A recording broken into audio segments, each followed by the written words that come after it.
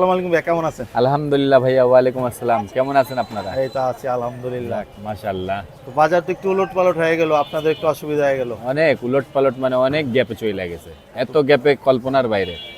এই যে আজকে এই গরুটা কাটছি ৭৪,০০০ টাকার গরু। ষাড় গরু কাটছে। ষাড় গরু ৭৪,০০০ টাকা, গোস হয়েছে ৯৫ কেজি। টাকা কি মিলান যায়? আগে কিছুদিন আগে এই গরুই কিনছি ৬৫-৬৬,০০০ টাকা দিয়ে, ১০০ কেজি, তা ১০০ কেজি প্লাস হয়েছে। আর এখন ৯০ কেজির গরু কিনা লাগতেছে ৭৪,০০০, ১০০ কেজির গরু ৭৭-৭৮,০০০ টাকা লাগতেছে, প্রচুর বাড়ছে। এটা কারণটা কি আসলে এরকম? এখন তো সামনে পুরো ফুললি সিজন। আর এখন আপনার গিয়া ওই যে রাখি গরুগুলা যারা খামারিয়ালারা, তাদের সামনে তো আমরা পাত্তাই পাবো না। তারা এখন সামনে সিজন আছে, কুরবানি ৪টা মাস রয়ে গেছে, তারা এখন গরু কিনা বানায় বিক্রি করবে। এই কোয়ালিটির গরুগুলা যেগুলো আছে ৭০, ৮০, ৯০, ১ লাখ টাকার গরু তারা এখন ইউজ পরিমাণ কিনবে। আর এগুলার গরু কুরবানির সময় দেখা গেছে যেটা ৮০,০০০ টাকার গরু তারা ১ লাখ টাকা দিয়ে বিক্রি করবে, ১,১০,০০০ টাকা বিক্রি করবে। গরুতে যদি মাসে ৫,০০০ টাকা করে খরচ করে, 4 মাসে 20,০০০, তাই 10,০০০ টাকা তারা মুনাফা করে বিক্রি করবে। আর এগুলার গরু এখন চাহিদা থাকবে বেশি।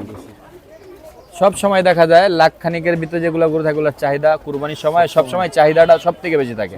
মাংস দোকানে বলেন বা ক্রেতার কাছে বলেন, এই ধরনের গরু 1 লাখ টাকার ভিতরে যেগুলো সব জায়গায় চাহিদা থাকে।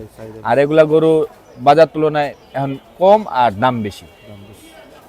তাহলে তো মাংসের দাম কি বাড়াইছেন? 30 টাকা বাড়ছে।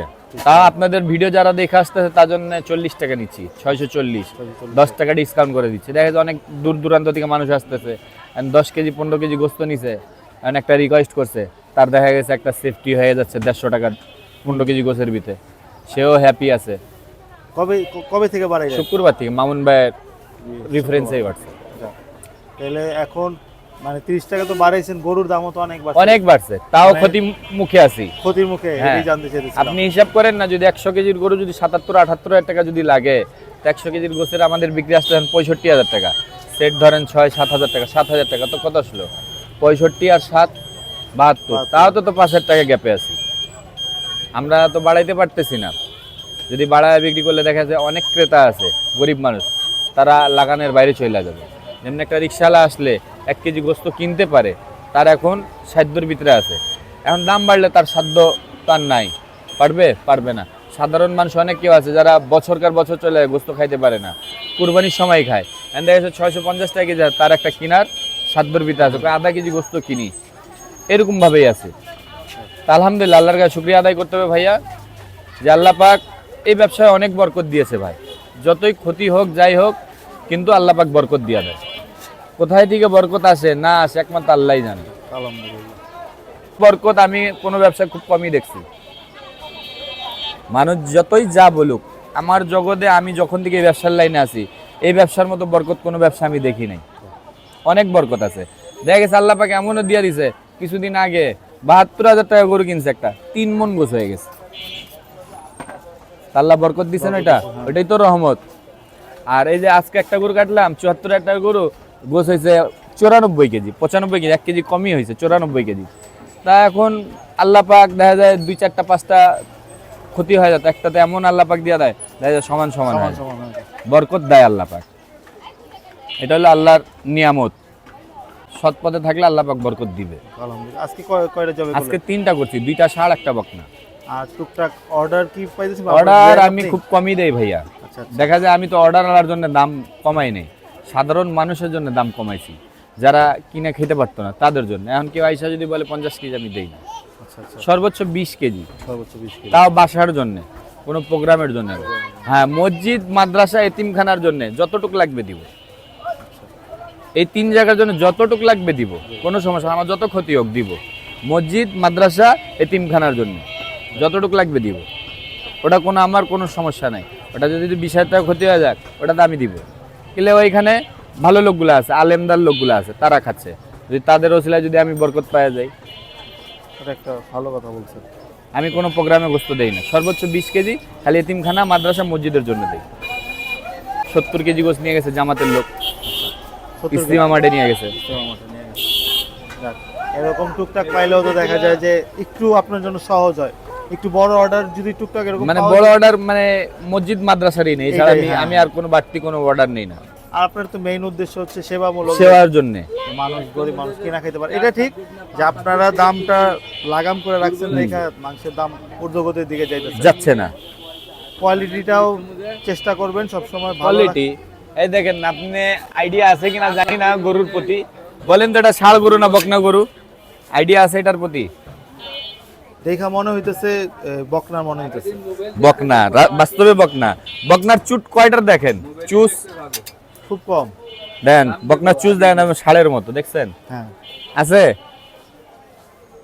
মানুষ অনেক কেউ পিছের ঘুরায় দেখতে চায়, এই যে পিছনে কি আছে এই দেখতে পারবেন। এটা তো অল্প সাধারণ থাকবে। সব জায়গায় থাকে, সব জায়গায়। এখন রয়ে গেলে আমাদের কাছে একটু পরিমাণটা বেশি থাকে, কোথাও কম থাকে। এখন তো আগের মতো 300 গ্রামের এভারেজ। হ্যাঁ কমই পড়ে ভাই, এত হাড্ডি হয় না। তার বাদে মানুষ আইসা অনেক কেউ মাইপা নিলে তারা ঠিকা যায়, হাড় কিন্তু এত পরিমাণ বেশি হয় না। আচ্ছা। আপনারা বাসায় কুরবানিতে গরু কাটে, একটা আইডিয়া আছে না গরুতে কতটুকু হাড্ডি আছে? তো এটা নিয়ে তো একটা ধারণা হওয়ার দরকার। এখন কেউ আইসা যে অনেক কাস্টমার আছে অতিরিক্ত চালাক, কয় মাইপা দেন, মাইপা নিলে 300 গ্রাম করে মেপে নেয়, কিন্তু একটা রানের ভিতর কতটুকু হাড় থাকে। কিন্তু এই রানের ভিতরে আমরা মাথার গোশটা বিক্রি করি, মাথার মাংসটা রানের ভিতরে বিক্রি করি। মোট কথা আপনি সুন্দর করে দিলে হ্যাঁ। ওনার আরো হ্যাঁ লাভ হবে। অনেক কাস্টমার, যে আপনাকে কি বলবো, উত্তরা থেকে আসে কিছু কিছু কাস্টমার, যে ভাইয়া ওনাদের ব্যবহার এত সুন্দর, ব্যবহারের কারণে মনটা এমনি গইলা যায়, এত অনায়াস ভালো। উত্তরা থেকে আসে, আজকে একজন আসে ধানমন্ডি থেকে, উনি রেগুলার আইসে নিয়ে যায়, মানে কি বলবো অনায়াস ভালো। আইসা চুপ করে দাঁড়া থাকে, খালি বলে দে পারবেস আমাকে 10 কেজি গোস্ত দিবা, কি দিছি না দিছি জিজ্ঞেস করবেন। সেই জানে আর আল্লাহ জানে। খাওয়ার পর বলে ফোন দিয়ে বলে পারবেস সেই গোস্ত হয়েছে।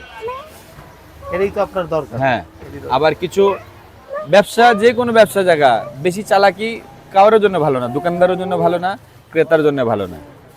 সচেতন থাকলেই সব কিছু বেস্ট।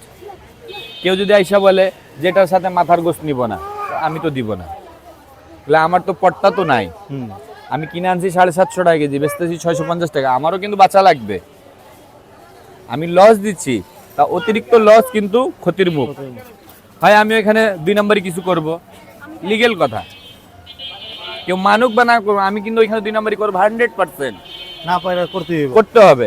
না আমারও পেট আছে, এখন এটার সাথে এই যে মাথার গোছগুলা নিতে হবে, যদি না নিলে তাহলে আমার অবশ্যই এখানে 2 নম্বরই করতে হবে। এটাই।